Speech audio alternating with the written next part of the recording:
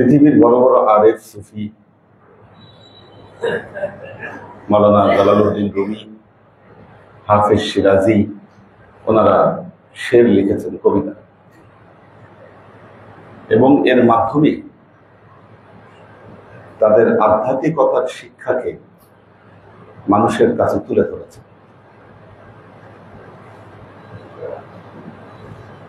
অনেক সময় অনেক গুরুগম্ভীর কথার চেয়ে যখন মানুষ গল্পের আকারে, গল্পের ছলে কোনো শিক্ষাকে মানুষের কাছে তুলে ধরে, সেটি বেশি ইফেক্টিভ হয়। আমাদের গ্রাম বাংলায় অনেক আলেম ওলামারা ছিলেন পুরনো। ওনারা বাংলার কবিতার ছলে ছলে কিছু শের বলতেন, মানুষজন ওইটা শুনতো আর চোখের পানিতে গা ভাসাইত। ইশক ওইরকম ছিল, ওই আবার চোখ ভেতরে ফায়দা হতো। রুমিও খুব গল্পের ছলে ছলে আধ্যাত্মিকতার নিগূঢ় তত্ত্ব মানুষের কাছে তুলে ধরেছে। পারস্যের আরেকজন সুফি হাফেজ শিরাজি, ওনাকে বলা হয় লিসানুল গায়েব, অদৃশ্যের ভাষ্যকার। লিসানুল গায়েব কেন বলা হয়, এটা বিশেষ করে ইরানীদের একটা বিশ্বাস। তারা যখন কোনো সমস্যায় পড়ে, কোনো বিষয়ে সিদ্ধান্তহীনতায় ভোগে, তখন দেওয়ানে হাফিজ, হাফিজের যে কাব্য সংকলন, এখান থেকে তারা ফাল ধরে। ফাল ধরার অনেক সিস্টেম আছে। পুরোনো সিস্টেম যেমন বিসমিল্লাহ বলে ওরা বইটা খুলে একটা শেরের উপরে হাত রাখে, একটা লাইনের উপরে। এদের বিশ্বাস যে এই কবিতার মধ্যেই তারা, এই লাইনের মধ্যেই তার এই সমস্যার সমাধান খুঁজে পাওয়া যাবে। এবং এটা হাফিজ বলে গেছে যে আজ থেকে যত বছর পরেই হোক, মানুষ তার জীবনে যে সমস্যায় পড়বে, তার সমস্যার সমাধান যদি আমার দেওয়ান থেকে যদি সে খুঁজে পেতে চায়, তাহলে সে পাবে। তো এই জন্য ইরানের যে পার্ক আছে, এই পার্কগুলোতে এরকম দেওয়ানে হাফিজের এই খামের মধ্যে হাফিজের ওই গজলগুলো নিয়ে নিয়ে ঘুরে, আপনি ওই টাকা দিলে ওখান থেকে একটা আপনাকে দিবে, ওইটাই হবে ফালে হাফেজ। আপনার কম্পিউটারে ওদের সফটওয়্যার আছে, ফালে হাফেজ সফটওয়্যারে ঢুকলে দেখুন অনেকগুলো তারা, একটাতে ক্লিক করলে চলে আসবে একটা গজল। এরকম ভাবে ওরা সফটওয়্যারও বানিয়ে ফেলেছে। আপনি অ্যান্ড্রয়েড মোবাইলে গুগল প্লে স্টোরে গেলেও দেখবেন যে ফলে হাফেজের সেখানে অ্যাপ আছে। হ্যাঁ, তো এভাবে উনি লিসানুল গায়েব। যেমন আমি এমফিল করেছি শাহরিয়ার, কবি শাহরিয়ারের উপর। ওনার মূল নাম হলো মোহাম্মদ হুসাইন। এখন উনি কাব্য নাম কি লিখবে এটা নিয়ে দ্বিধাদ্বন্দ্বে ভুগছিল। তারপর তিনি ফালে হাফেজের সহযোগিতা নিয়েছেন, এবং যে লাইনটা ওনার উপর এসেছে, যে লাইনটা, সেখানে শাহরিয়ার শব্দটি ছিল থাকার কারণে উনি ওনার কাব্য নাম আজীবন ব্যবহার করেছেন শাহরিয়ার। এ নামেই প্রসিদ্ধি পেয়েছেন তিনি সারা পৃথিবীতে।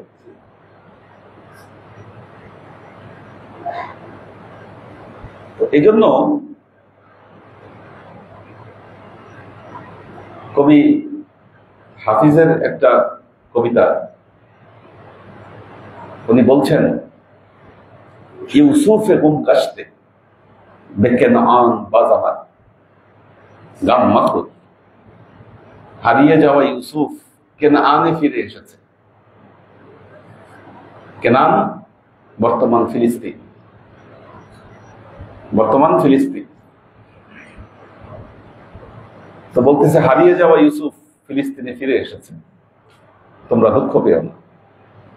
এতে বোঝা যায় যে কবি হাফিজ যে লিসানুল গায়েব ইরানিরা যে দাবি করে, এই যে ফিলিস্তিনের উপর দুর্দশা নামবে, এই দুর্দশা থেকে তারা মুক্তি পাবে এটা সুনিশ্চিত। ওদের দুঃখের দিন কাটবে ফিলিস্তিনের লোকদের, খুব বেশি দূরে না। এ কথা বললাম, এখন আমরা মাসনবীর এমন একটা গল্পে যাচ্ছি। দিনকে কিভাবে ইহুদি খ্রিস্টানরা নষ্ট করতে পারে এটার একটা নমুনা ফুটিয়ে তুলেছে।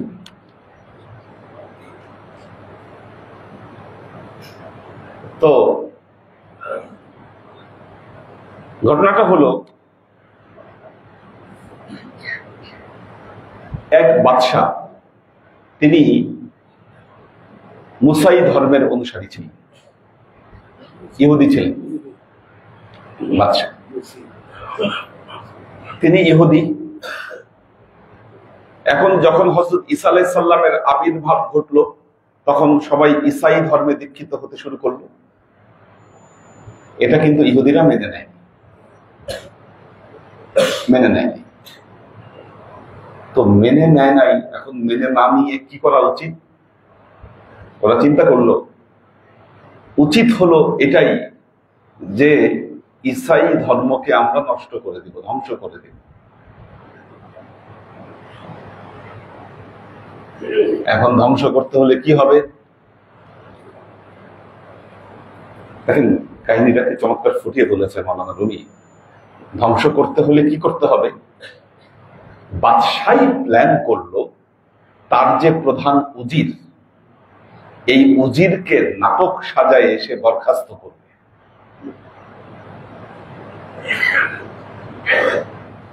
কি নাটক?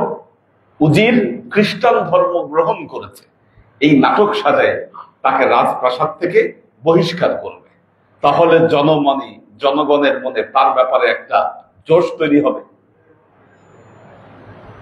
যেরকম প্ল্যান সেরকম কাজ। তার উজিরকে বলল যে তুমি খ্রিস্টান ধর্ম কবুল করেছো, তোমাকে বের করে দিচ্ছি। তাকে রাজপ্রাসাদ থেকে বের করে দিল। চাকরিচ্যুত করার পরে তাকে ধরার জন্য বিভিন্ন নাটক সাজালো। এখন খ্রিস্টান ধর্মের অনুসারী যারা, তারা ওই লোককে নিয়ে গিয়ে মোটামুটি একটা নিরাপদ জায়গায় রেখে তাকে একটা তার থেকে ধর্ম দীক্ষা নিতে শুরু করলো যে আপনি তো বিরাট বড় খ্রিস্ট ধর্মের অনুরাগী আপনি। তো প্ল্যান ছিল যে সে খ্রিস্ট ধর্মের প্রচার করতে থাকবে। করতে করতে যখন লোকজনের বিশ্বাস তার উপর খুব প্রবল হবে, এক সময় সে গায়েব হয়ে যাবে।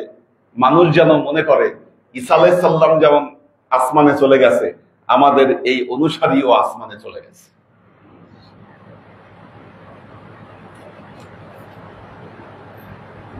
তো সে পাহাড়ের গুহায় গিয়ে রিয়াজত করতেছে। আস্তে আস্তে তার ভক্তের সংখ্যা বাড়ছে।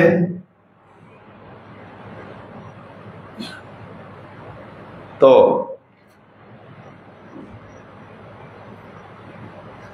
তার ভক্তের সংখ্যা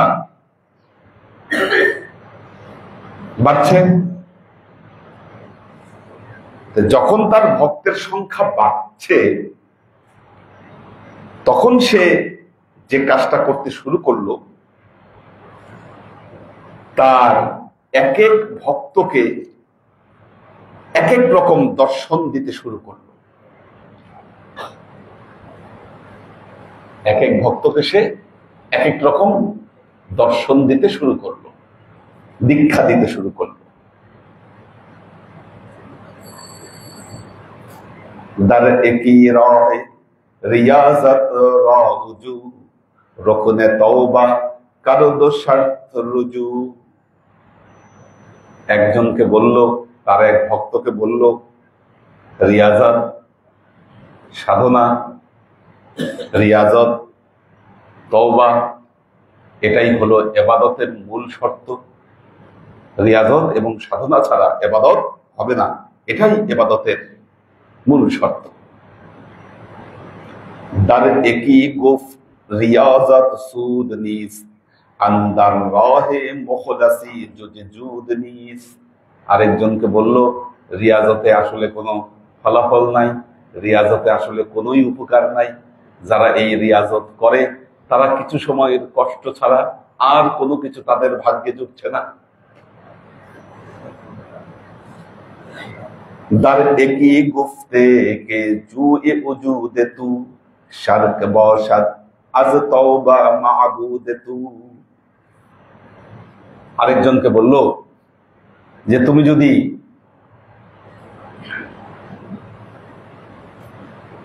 খাবার পানীয় পরিত্যাগ করার এই যে মাজুব, দুনিয়া পরিত্যাগ করার যে সাধনা, একজনকে বলল এটা করলে তোমার জন্য শিরক হবে, এটা তোমার করা ঠিক না, এটা করলে আল্লাহর সাথে শিরক করা হবে। জুজে তাওয়াক্কুল জুজকে তাসলিমে তামাম দারগাম রাহাত হামে মাক আস্তদাম। আরেকজনকে বলল তাওয়াক্কুল ছাড়া আসলে ধর্মের কোনো ভিত্তি নাই। দার একি গুফতে কে ওয়াজিব খিদমাতাস ওয়ারনা আনদি শাইয়ে তাওয়াক্কুল তুহমাতাস। আরেকজনকে বলল ধর্মের মূল ভিত্তি হচ্ছে খেদমত, এই খেদমত ছাড়া ধর্মে আসলে কোনো কিছু নাই। তো এইভাবে এক একজনকে সে এক এক রকম দর্শন দিতে শুরু করলো, এক এক রকম ভাবে দীক্ষিত করতে শুরু করলো। করতে করতে যখন তার কাছ থেকে এক এক রকম শিক্ষা নিচ্ছে, নিতে নিতে একদিন সে উধাও হয়ে গেল, একদিন সে উধাও হয়ে গেল, চলে গেল, সে গায়েব হয়ে গেল। এখন গায়েব হয়ে যাওয়ার পরে তার ভক্তদের মধ্যে আলোচনা হচ্ছে তাকে নিয়ে। একজন বলল উনি তো বলেছিল ধর্মে রিয়াজতই সবকিছু, রিয়াজত ছাড়া ধর্ম নাই। আরেকজন বলল না, উনি বলেছে ধর্ম হচ্ছে খেদমতে। আরেকজন বলল না, উনি বলেছেন ধর্ম হলো দুনিয়া ত্যাগে।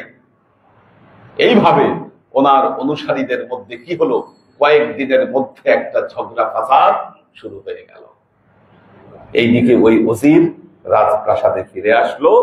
ফিরে আসার পর সে বলল যে হুজুর, আমার কাজ আমি করে দিয়ে আসছি, এখন দেখবেন খ্রিস্টান ধর্ম এমনি ধ্বংসের দিকে যাবে। খ্রিস্টান ধর্মকে আর ধ্বংস করতে হবে না, এটা এমনি ধ্বংসের দিকে যাবে। বর্তমান সময়ের বাস্তবতা দেখেন।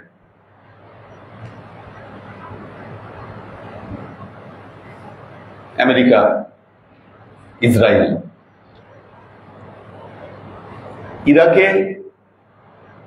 ইরাকে 60% শিয়া। জোর করে তারা সাদ্দাম হোসেনকে দীর্ঘ সময় ক্ষমতায় রেখেছে। সাদ্দামকে বসাইছে কারা? তৈরি করছে কারা? আমেরিকা। সাদ্দাম হোসেনকে বসাইছে ওখানে ক্ষমতায়। আবার যখন সময় আসছে, সাদ্দাম হোসেনকে এরাই মারছে, মেরে আবার বিপরীত দলকে বসাই দিছে। লিবিয়ায় গাদ্দাফি, সারা পৃথিবীতে তালেবান, আফগানিস্তানে, এদের তো একবার এই দিক একবার ওই দিক। দ্বিতীয় বিশ্বযুদ্ধে, প্রথম বিশ্বযুদ্ধের পর ওসমানীয় খেলাফত, ওসমানীয় সাম্রাজ্য দুর্বল হয়ে গেল, প্রায় বিলুপ্ত প্রায় হল। তারপর তারা খেলাফতের একটা ভাবধারা নিয়ে টিকেছিল ওসমানীয় খলিফারা। দ্বিতীয় বিশ্বযুদ্ধের পর অটোমানদের সম্পূর্ণ বিলুপ্তি ঘটল। এখন মক্কা মদিনা ওই সময় ওসমানীয়দের হাতে ছিল, অটোমানদের হাতে ছিল। তখন ব্রিটিশরা পৃথিবীতে তখন প্রভুত্ব করছে। তার কিছুদিন আগেই ভারতবর্ষে মুসলমানদের পতন ঘটেছে ব্রিটিশদের হাতে।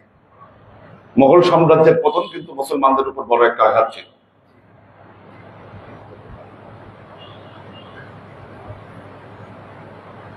খেয়াল করবেন এগুলো, ওদের কার্যকলাপগুলো। তো ওরা তখন পৃথিবীকে রুল করছে। আমেরিকাও মাথা তুলে দাঁড়াচ্ছে, আর ইসরায়েল রাষ্ট্র প্রতিষ্ঠার পরিকল্পনা চলছে ওই সময় থেকে। ব্রিটিশদের প্রত্যক্ষ মদদে ইসরায়েলদের সূচনা।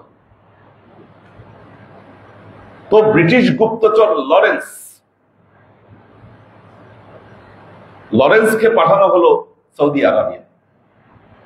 উদ্দেশ্য ছিল যে এই যে অটোমানদের যে সাম্রাজ্য আছে, এখানে একটা বিদ্রোহ তৈরি করে জনগণকে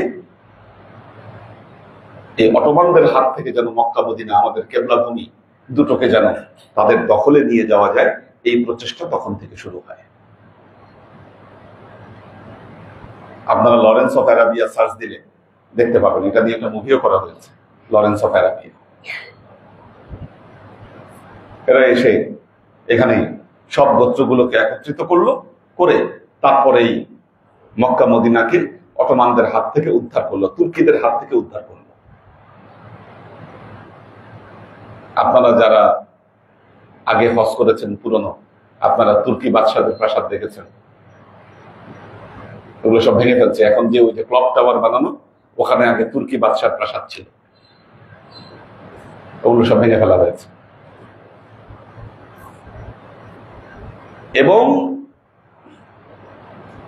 ওই সময় থেকে তারা যেটা মেজারমেন্ট করেছে যে সারা পৃথিবী অটোমানদের দেখায় যাওয়া সিস্টেমে চলতেছে মুসলমানরা।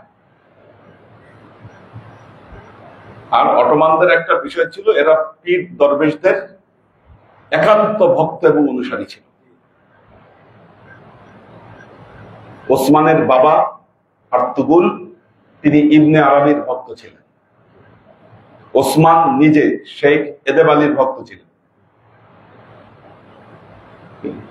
পুরো ওসমানীয় সাম্রাজ্য তারা পীর দরবেশ এদের দর্শনে তারা বিশ্বাস করত। এখন মুসলমানদেরকে যদি লাগাই দিতে হয়, তাহলে একটা জোরালো মতবাদ তৈরি করতে হবে এদের বিরুদ্ধে।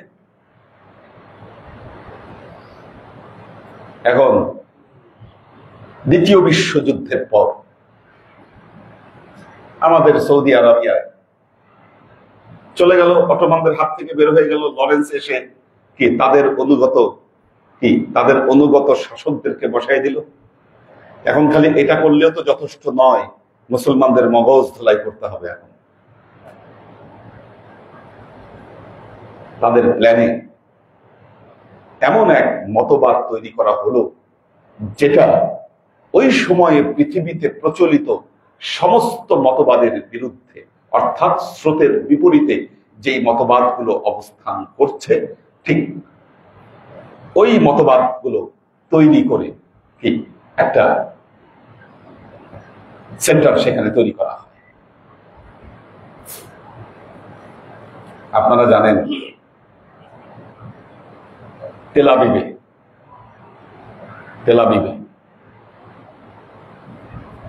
আলাদা ইসলামী ইউনিভার্সিটি আছে। তেল আবিবে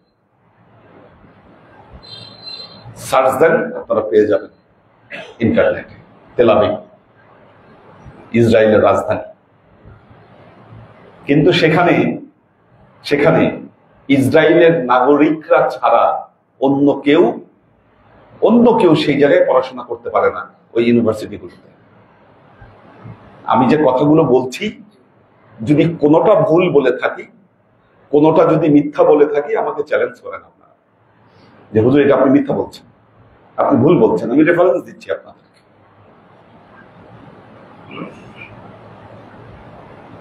তো ওই বিশ্ববিদ্যালয়ে বাইরের মানুষ কিন্তু পড়তে পারে না। পড়ছে কারা? ইহুদিরা, ইসরায়েলিরা ওখানে পড়ছে, পড়ে মওলানা হচ্ছে। চিন্তা করতে পারেন আপনি, ইসরায়েলের বিশ্ববিদ্যালয়, ইসলামী বিশ্ববিদ্যালয়, ওখান থেকে পড়ে ইসলামী স্কলার হচ্ছে ইহুদিরা। ওখান থেকে স্কলার হয়ে তারা লন্ডন, আমেরিকা, ইউরোপের বিভিন্ন মুসলিম যারা কমিউনিটি আছে, সেখানে গিয়ে তাদের প্রধান হয়ে বসতেছে। মগজ ধলাই করতেছে, যেখানে যেভাবে দরকার যেখানে যা বলা দরকার, যেটা দেওয়া দরকার সেটাই করতেছে। খালি একমুখী না, দুই মুখী, তিন মুখী।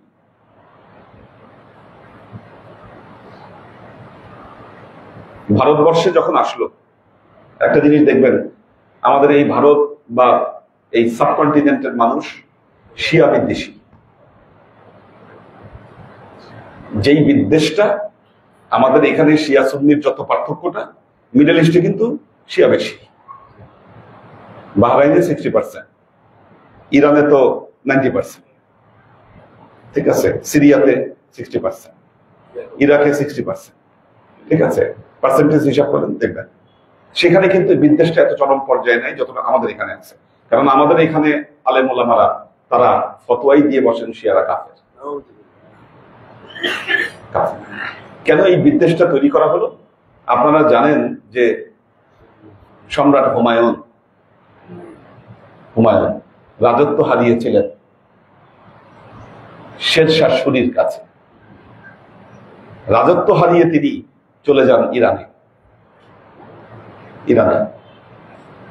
এবার ইরানের ইস্পাহানে একটা জায়গা আছে, নাম হলো চেহেল সতুন, ওই জায়গার নাম। সেখানে দেখলাম ওই করা আছে, ওখানে আর্ট করা আছে, ছবি। এই যে বাদশাহ হুমায়ুন ইরানের বাদশাহ শাহ তামাসবের দরবারে যখন গেল, তখন কিভাবে তাকে রিসিপশন জানিয়েছে ওখানে, হ্যাঁ, এবং কিভাবে তার আপ্যায়ন করা হয়েছে, এগুলোর ছবি আঁকা আছে ওখানে। আমি নিজেকে দেখে আসছি, ছবি মোবাইলে তুলে নিয়ে আসছি ছবিগুলো। শেরশাহ সুরি যতদিন এই ভারতবর্ষ শাসন করেছে, হুমায়ুন আসতে পারেনি। শেরশাহ সুরির যখন মৃত্যু হয়, তার অনুসারী, তার পরবর্তী সাকসেসর যারা ছিল, তারা একটু দুর্বল ছিল। ওই সময়ে ইরানের বাদশাহ শাহ তামাসাব সৈন্যবাহিনী দিয়ে হুমায়ুনকে সাহায্য করেছিল। তবে একটা শর্ত দিয়েছিল যে আমি তোমাকে সেনাবাহিনী দিয়ে সাহায্য করব একটা শর্তে, তুমি ভারতবর্ষের শিয়াইজমকে তুমি প্রমোট করবা।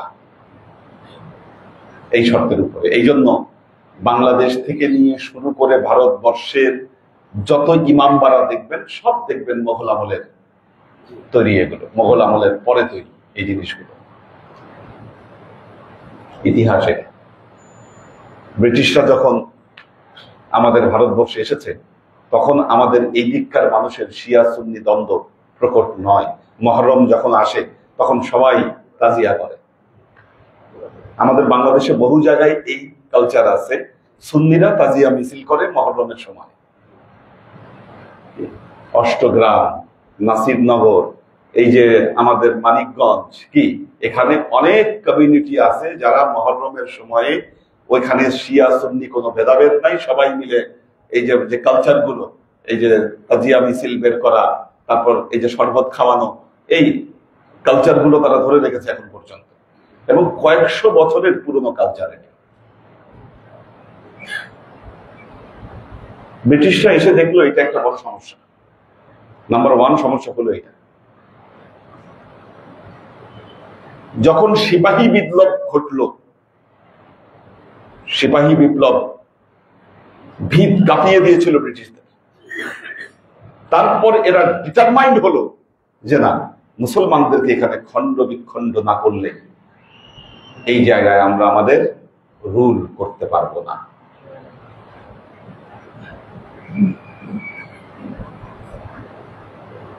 দেখেন কতগুলো পয়েন্ট বলি। দেওবন্দ মাদ্রাসার প্রতিষ্ঠা সিপাহী বিপ্লবের পর।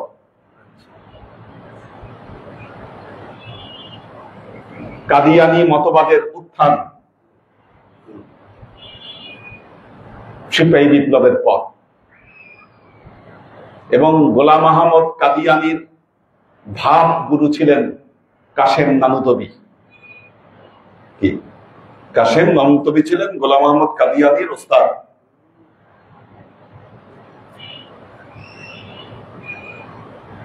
আমাদের ঢাকা আলিয়া মাদ্রাসা শিক্ষা যত আছে সব ব্রিটিশদের কন্ট্রোলে তখন চলে গেছে। কারণ আপনি ঢাকা আলিয়া মাদ্রাসায় গিয়ে অনার বোর্ড দেখেন, কলকাতা আলিয়া মাদ্রাসায় গিয়ে আপনি অনার বোর্ড দেখেন, প্রথম কয়েকজন প্রিন্সিপাল সব খ্রিস্টান।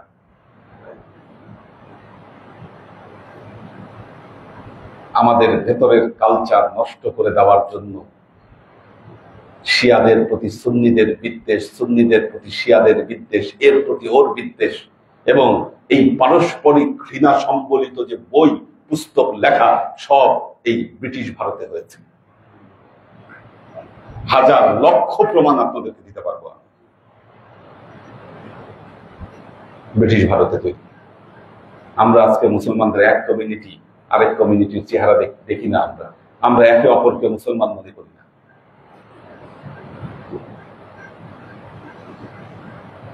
আমাদের সমাজে আমরা যে আমলগুলো করতাম, আমরা এখানে নামাজের শেষে মোনাজাত করতাম, আরে একদল মৌলানা আরব থেকে পড়ে এসে বলতেছে, হে মোনাজাত করা যাবে না, এটা বেদাত।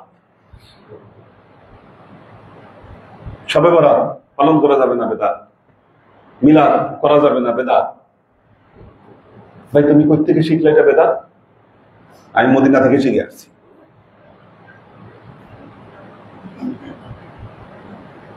মদিনা এমন এক আবেগের জায়গা, যখন মদিনা ইউনিভার্সিটির কথা শুনে তখন তো দিন ধারণ মানুষের সব উলট পালট হয়ে যায়। কি যখন মক্কার উম্মুল করে ইউনিভার্সিটির কথা শুনে আবেগ প্রবণ মুসলমানরা তো তাদের আবেগ ধরে রাখতে পারে না, সর্বনাশ।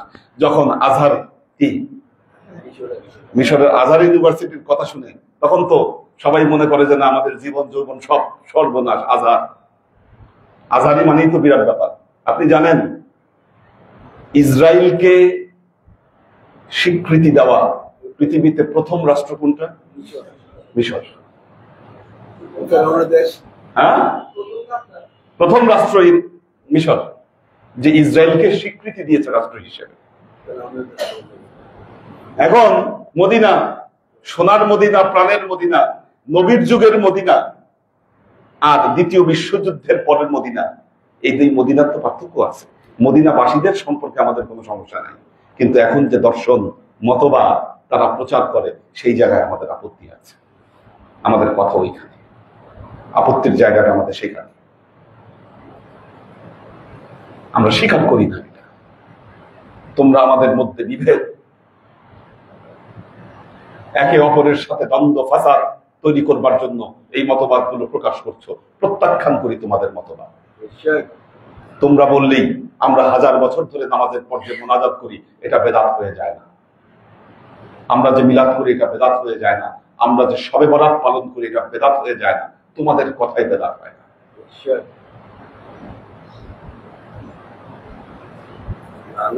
ঘড়ির মিস্ত্রি ফ্রান্সে, তাকে নিয়ে গিয়ে ফ্রান্সের ওই ইহুদিদের মাদ্রাসায় তাকে পড়ায় বিশাল পণ্ডিত বানায় তাকে ছেড়ে দিছে। নাম ওনার শেখ নাসিরুদ্দিন আলবানী। উনি আমাদের হাদিসগুলোর পোস্টমর্টম করেছে, হাদিসের পোস্টমর্টম করছে। পোস্টমর্টম করে কি করেছে? উনি কতগুলো কিতাব লিখেছেন, সিলসিলাতুল আহাদিসুস সাহিহা, সিলসিলাতুল আহাদিসুস যায়ীফা, সিলসিলাতুল আহাদিসুল মাওদুআ। খুব ভালো কাজ করেছে, ঠিক আছে, স্বীকার করব। সবাই বলবে দারুণ কাজ। এত বড় খেদমত হাদিসের আর কেউ করে নাই। কিন্তু পোস্টমর্টম করতে গিয়ে জাত গোষ্ঠী যে সব উদ্ধার করে দিছে,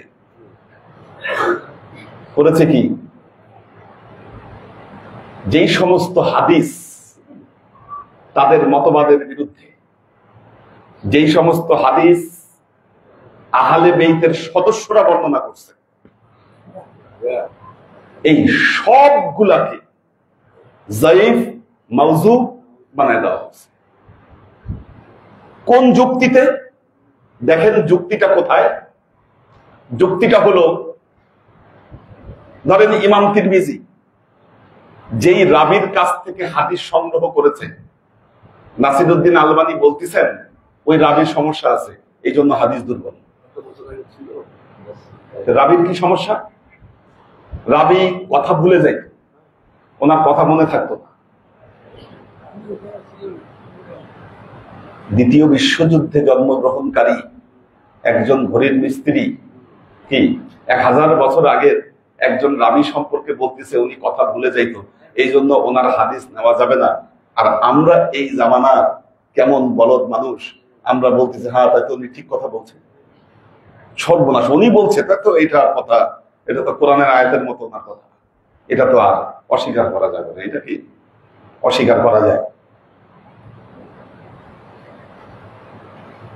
অথচ যে হাদিস সম্পর্কে, যিনি হাদিস সংগ্রহ, তিনি এটাকে যাইফ বলেন নাই, তিনি এটাকে কি ওনার চেয়ে তো আর বেশি আপনি জানতেন না এটা।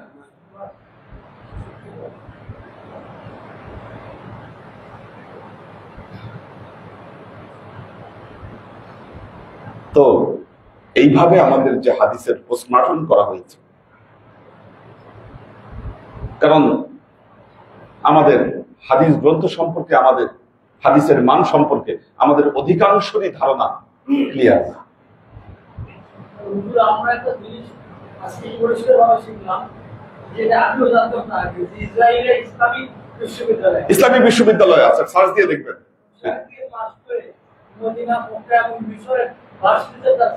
জি হ্যাঁ, এবং একটা জিনিস, সালাউদ্দিন আইয়ুবী যখন বাইতুল মুকাদ্দাস দখল করলেন, তখন ফিলিস্তিনের গ্র্যান্ড মুফতি যিনি ছিলেন তাকে কতল করেছিলেন, কারণ সে ছিল ইহুদি, মুসলমান সেজে তিনি মসজিদের মেম্বারে বসে মানুষের মধ্যে এই যে বিভ্রান্তি, এগুলো ছড়াতেন, বিভ্রান্তি ছড়াতেন।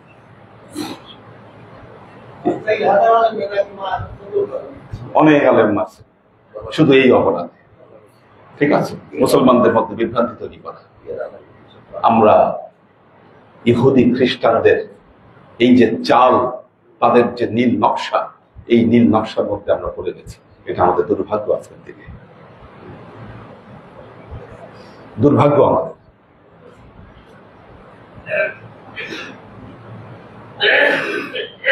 আমরা মনে করি সিয়াসেত ছাড়া আর কোন হাদিস গ্রহণ করাই যাবে না।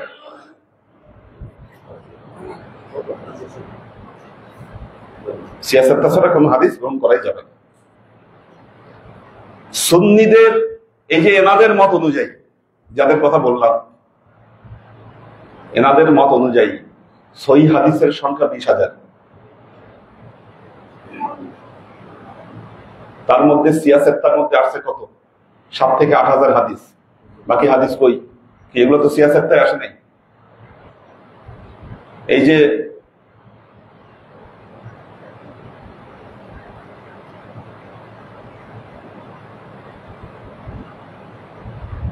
রমজান মাসে আল্লাহ নবী মেম্বার আনতে বললেন, রমজানের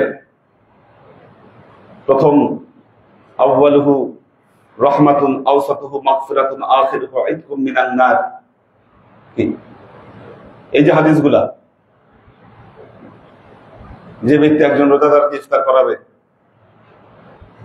রোজাদারের পূর্ণ জাযা তার আমলনামায় দিবে। সিয়াসতে আসে নাই হাদিসগুলো, সহিহ ইবনে খুজাইমার মধ্যে আসে। সহিহ ইবনে খুজাইমা বাদ দিবেন, বাইহাকি বাদ দিবেন, পারবেন বাদ দিতে? এগুলোর চর্চা নাই আমাদের মধ্যে, করি না আমরা চর্চা। একদল তো আছে বুখারী ছাড়া আর কোনো হাদিসই নেই। সর্বনাশ করছে আমাদেরকে অর্ধশিক্ষিত কিছু আলেম, অর্ধশিক্ষিত মুসলমান বাংলাদেশে। অর্ধশিক্ষিত মুসলমান কেন? দেখবেন বাংলাদেশে সবকিছু করার জন্য ওই জায়গায় পণ্ডিত হতে হয়, কিন্তু ফতোয়া দেওয়ার জন্য বাংলাদেশে কোনো ধর্ম সম্পর্কে কোনো আরবিও জানা লাগে না। যিনি আরবিও না জানতেছে, উনিও ফতোয়া দিয়ে দিচ্ছে কোনটা শিরক কোনটা বেদাত বলে দিচ্ছে। হ্যাঁ, তো বাংলাদেশে এরকম মুফতি ঘরে ঘরে দেখবেন। যিনি ইঞ্জিনিয়ারিং জানেন না, তিনি কিন্তু একটা ব্রিজ কিভাবে হচ্ছে সেই ব্যাপারে কোনো মত দিতে পারবেন না, কিন্তু ঠিকই উনি ইসলামের ব্যাপারে একটা মাসলা মাসাইল আপনি বলে দিচ্ছেন। কি একটু চিন্তা করছেন না যে এটা দেওয়ার অধিকার আপনার আছে কিনা? বা এটা বলার মতো কি সেই অ্যাবিলিটি আপনার আছে কি? আমাদের যে হাদিসের সংখ্যা জি হ্যাঁ আল্লাহ নবীর সঙ্গে যে হাদিসটা সব কি সম্পর্কিত হয়েছে না, এটা সম্ভব না, এটা সম্ভব না। কারণ আল্লাহর নবী হাদিস লিখতে নিষেধ করেছেন তার জীবদ্দশায়। কারণ ছিল, যদি হাদিস লেখা হতো কোরআন এবং হাদিসের মধ্যে কনফ্লিক্ট বেঁধে যেত। এজন্য আল্লাহর নবী থাকতে শুধুমাত্র কোরআনের আয়াতগুলো লেখা হয়েছে, কোনো হাদিস লেখা হয়নি। আল্লাহ নবীর ইন্তেকালের প্রায় 150-200 বছর পর এই হাদিসগুলো সংকলিত হয়েছে। কাজে 150-200 বছর চলে যাওয়ার পর সব সংকলিত হয়েছে এ কথা আমরা বলতে পারি না, এটা অসম্ভব ব্যাপার। তাই যদি হবে, আমার প্রশ্ন, আল্লাহ নবী যে আলী রাদিয়াল্লাহু তাআলা আনহুর ব্যাপারে বলেছেন আনা মদিনাতুল ইলম ওয়া আলিয়্যু বাবুহা, সিয়াসেতায় থাকা এই হাদিসগুলোর মধ্যে হযরত আলী রাদিয়াল্লাহু তাআলা আনহুর 100টা হাদিসও নাই। তাও যে কয়টা আছে আমাদের এই যে ঘড়ির মিস্ত্রিরা ওই কয়টাকে জয়ীফ বলে দিছে। জয়ীফ, হাদা হাদিসুন যায়ীফুন, ওনাদের সিলসিলাতুল আহাদিস যায়ীফার মধ্যে সব নিয়ে ঢুকাইছে এগুলো, এগুলো যায়ীফ হাদিস। এই যে শবে বরাতের হাদিস, ইজা কানাত লাইলাতুন নিসফে মিন শাবান ফাকুমু লাইলাহা ওয়া সুমু নাহারাহা, এই হাদিসকে বলছে এটা যায়ীফ হাদিস। কেন? এই হাদিসের যে রাবী আব্দুল্লাহ ইবনে সাবরা বলতেছে উনি কথা ভুলে যায়, এই জন্য এটা যায়ীফ। বাটপাড়ির একটা সীমা থাকা দরকার। যেগুলো পছন্দ হয় না সব যায়ীফ। মোনাজাতের হাদিস, আমরা যে মোনাজাতের হাদিসটা যে পাই,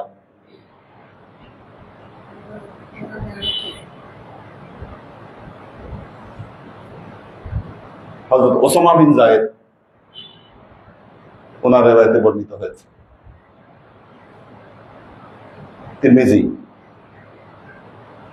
বাবুল খুশু ওয়াল খুজু ফিস সালাত, কিতাবুস সালাতের মধ্যে as-সালাতু রাকাতাইন, নামাজ হবে 2 রাকাত 2 রাকাত করে, এবং 2 রাকাতের মাঝখানে তাশাহুদ। তাশাহুদ ফেরার পরে ওই ব্যক্তি যেন তার 2 হাতকে এমন ভাবে একত্রিত করে 2 হাতের পেট যেন তার মুখের দিকে থাকে, মুস্তাকবিলান ইলা ওয়াজহিহি ফায়াকুল রাব ইয়া রাব, এবং সে আল্লাহর কাছে যেন আল্লাহ তুমি আমাকে এটা দাও বলে যেন সে দোয়া করে। ফামান লাম ইয়াফআল ফাহুয়া কাযা ওয়া কাযা, যে এটা করবে না তার এই হবে ওই হবে। এবং ইমাম তিরমিজি লিখতেছেন অফি রিওয়ায়াতিন ফাহুয়া খাদ্দাজুন, আল্লাহর নবী বলেছেন তার পুরো নামাজই বিনষ্ট হবে যদি এটা সে না করে। এখন বলতেছ না এটা মানি না, কারণ হাদিস হলো এটা যায়ীফ হাদিস। সালাতুত তাসবিহ, সালাতুত তাসবিহ,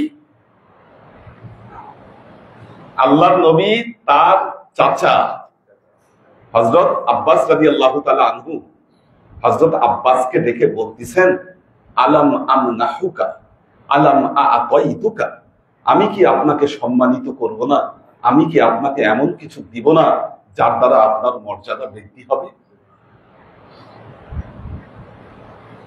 আল্লাহ হযরত আব্বাস ইয়া রাসূলুল্লাহ, হ্যাঁ অবশ্যই আপনি আমাকে দিবেন, তাহলে আমি কি করতে পারি? এই নামাজটা শিখাই দিলেন, আপনি এভাবে নামাজ পড়েন, এই সালাতুত তাসবিহ। এখন মজার ব্যাপার হলো শেখ আলবানী আবার এই হাদিসকে সিলসিলাতুল আহাদিসুস সহিহার মধ্যে নিয়ে আসে। পেশটা কোন জায়গায় দেখেন, হ্যাঁ ভেজাল লাগাই দিছে, এটাকে সিলসিলাতুল আহাদিসুস সহিহার মধ্যে নিয়ে আসছে। এখন এই আলেমরা মাথা চুলকায় বলে না, তারপরে এটার উপর আমল করা যাবে না। কেন? এটা আব্বাসকে বলছে আল্লাহর নবী, তারপরে হযরত অন্য কোন সাহাবীরা আমল করছে, এটার কোনো প্রমাণ পাওয়া যায় না, এই জন্য এই হাদিস বাতিল। এই যে মা আয়েশা শবে বরাতের রাতে বের হলেন, আল্লাহ নবীকে জান্নাতুল বাকিতে খুঁজে পেলেন। জান্নাতুল বাকির কাছে এসে আল্লাহ নবীর সাথে কথা হলো, কি এটা তো সহিহ হাদিস। আমি বলতেছি না, এই হাদিস আমল করা যাবে না। কেন? এটা যৌক্তিকতার সাথে মিলে না। কেন? এই রাতে বেলায় কেমনে দেখলো এত দূরে?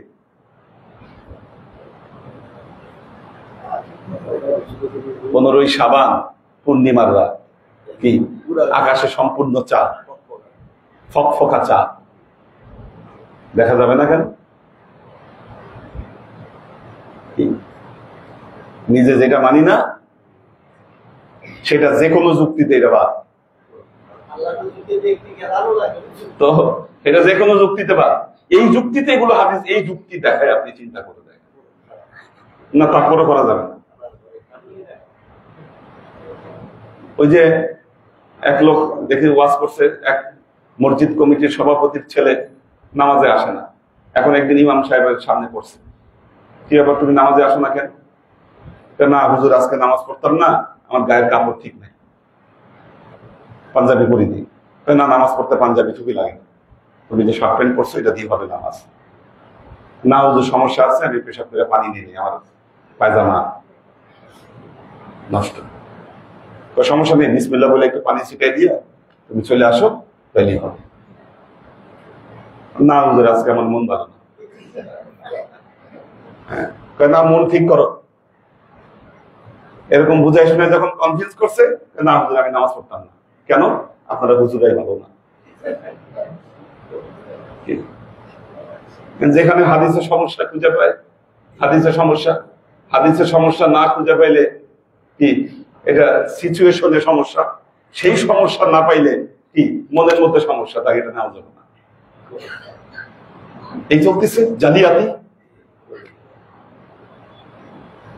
এরা জ্ঞান জালিয়াত। আজকে এটা নিলাম এই কারণে, মৌলানা রুমি তাদেরকে একটা সুন্দর কথা বলেছেন, এই কথাটা বলানোর জন্যই নিলাম। মৌলানা রুমি বলতেছে এরা টেরা টেরা টেরা ছিলেন না? আমি আবার চশমা ছাড়া ভালো দেখি। এটা টেরা, হ্যাঁ আচ্ছা দেখেন, বলতেছে শাহ আহওয়াল কাদ দরগাহ খোদা অন্দু জামসাদ জুদাই খোদাই রাজুদা। টেরা শিক্ষক কি করলো? টেরা সে কি করলো? একই জিনিসকে দুই চোখে দেখলো, দুইটা দেখলো। ধর্ম তো একই, ধর্ম একই, কিন্তু এটাকে সে কি করলো? দুই চোখ করলো। গুফত উস্তাদ আহওয়ালি রা কান্দারওয়া রু বরুন অন আজ ওসব অন শীশেরা। ওস্তাদ কি করলো? না, টেরা ছিল তার শিষ্য। ওস্তাদ তার টেরা শিষ্যকে বলল, এই যে রুমের ভেতরে দুইটা বোতল আছে, এই বোতলের মধ্যে একটা বোতল আমার কাছে নিয়ে আসো। শিষ্য হলো টেরা, ওস্তাদ বলতেছে এই যে দুইটা বোতল আছে আমার, এই দুই বোতলের মধ্যে একটা শিষ্য নিয়ে আসো।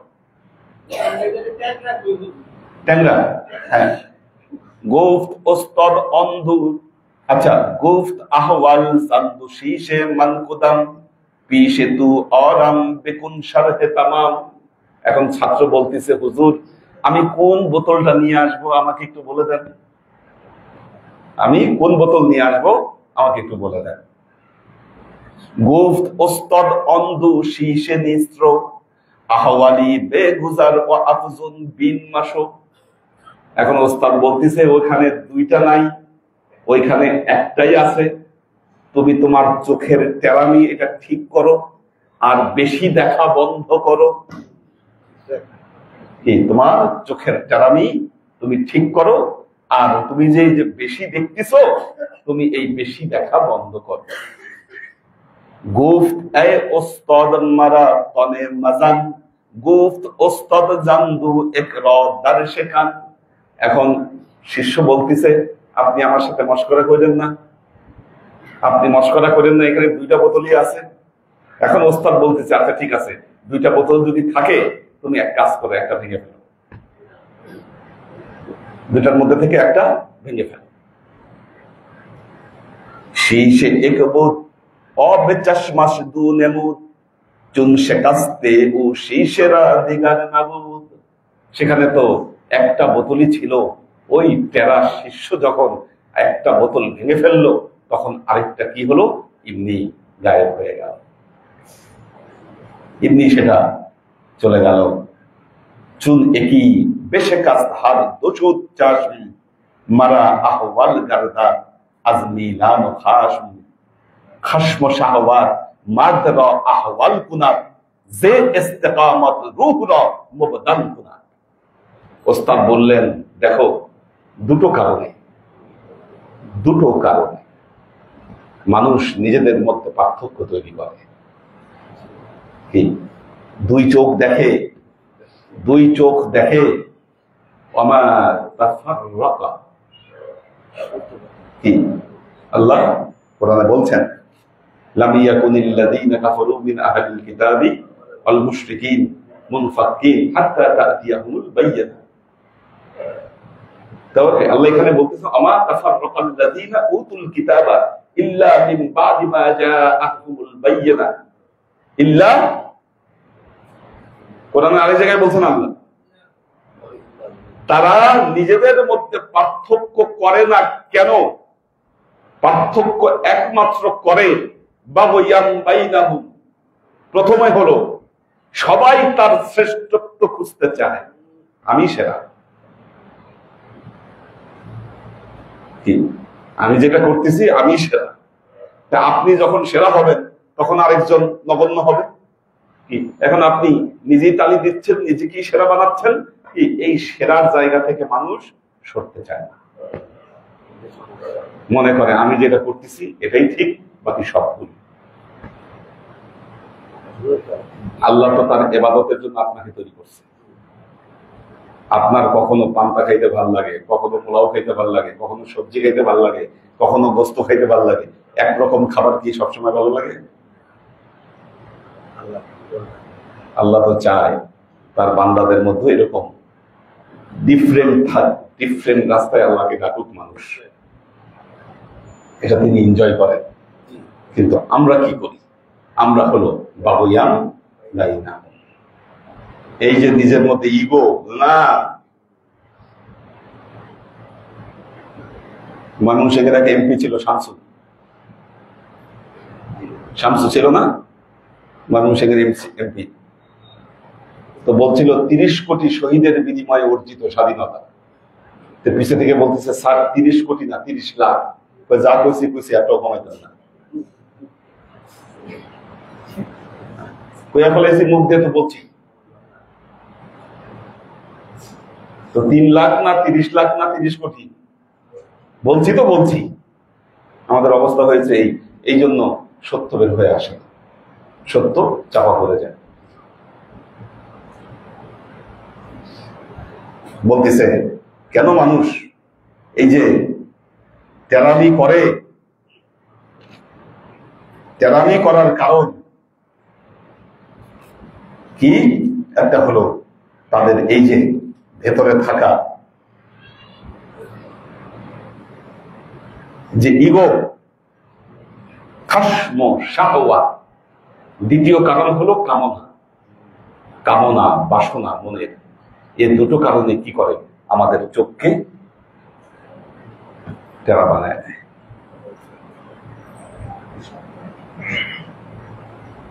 তোমার বাণীরে করিনি গ্রহণ, ক্ষমা করো হাজারাত। ভুলিয়া গিয়াছি তব আদর্শ, তোমার দেখানো পথ, ক্ষমা করো হাজারাত। বিলাস বিভব দলিয়াছ পায়, ধুলি সবে তুমি প্রভু। তুমি চাহো নাই আমরা হইব বাদশা নবাব কবু। এই দুনিয়ার ধন সম্ভার সকলের তাতে সম অধিকার। তুমি বলেছিলে ধরণীতে সবে সমান পুত্রবৎ। মোরা ভুলে গিয়ে তব উদারতা, অসার করিয়াছি ধর্মান্ধতা।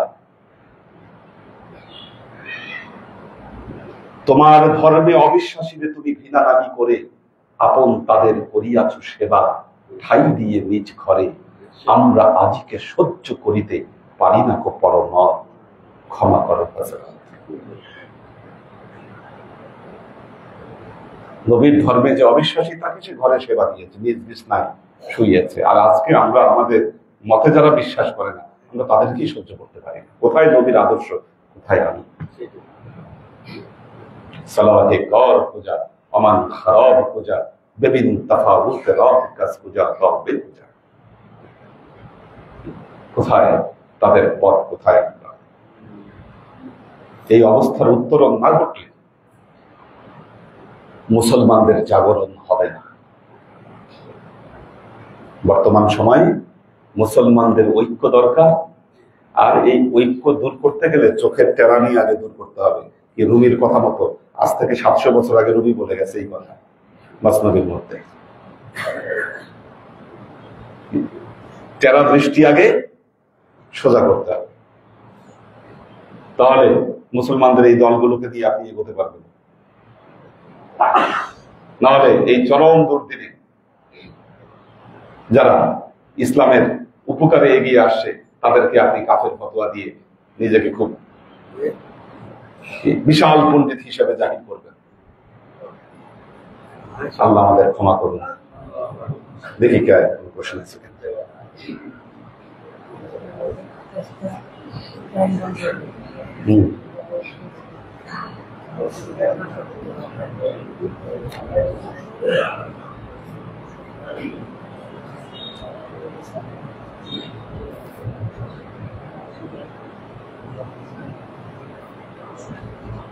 আবু আফজাল, মোহাম্মদ আরমান, রিয়াজুল রিপন, মারিয়া খান, নাদিয়া আহমেদ শিলা, আব্দুল হাফিজ, আসমা আজিজ, ওয়াসিফ আহমেদ জনি কম্বোডিয়া থেকে, মোহাম্মদ শিয়াম হোসেন, নাসির ইসলাম, ফারহান রহমান, সুরাইয়া আক্তার, জারিনা হাবিবা রাসি, আব্দুর রহিম হিমেল, শাহপানান, নাজিমুদ্দিন ভাইয়ের ফ্যামিলি আছেন, মোহাম্মদ কায়েম রহমান, মোহাম্মদ জামিল, মাহফুজুল হক উজ্জ্বল, মুস্তাহিদ নূর মাহিম, শায়লা ইলিয়াস, মারুফুর রহমান, ফারহান আহমেদ, ফারুক মোল্লা টিটু, রিপা আক্তার, সুলতান আইদিন, তাহমিনা ইয়াসমিন, ফারিজা ফাইরুজ, মোহাম্মদ কবির হোসেন, সহিফা বিনতে আমির, এইচ কে হানিফ, সৈয়দ আনোয়ারা শরীফ, ওমর শরীফ, কামরুল আনা, নুরুল ইসলাম ফরিদপুর ভাই আছেন, মাসুদ কবির, স্নিগ্ধা রাহি। আল্লাহ সবাইকে ভালো রাখুন, সুস্থ রাখুন।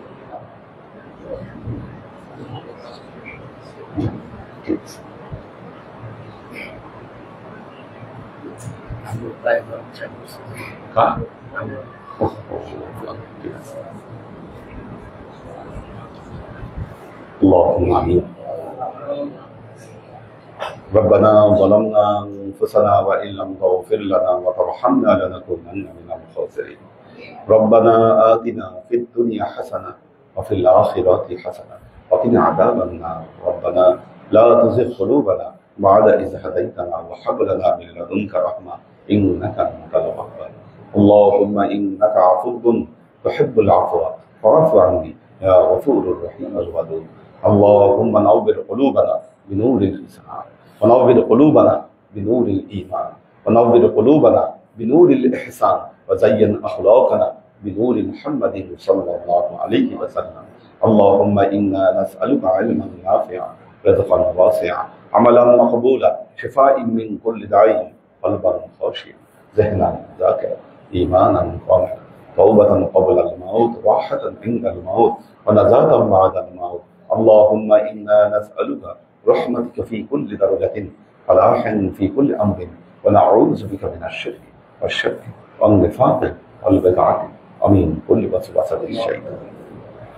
سبحان ربك رب العزة عما يصفون، سلام على المرسلين، والحمد لله رب العالمين. وجعل آخر كلمتنا عند الموت لا إله إلا الله محمد رسول الله. সুবহানাল্লাহ।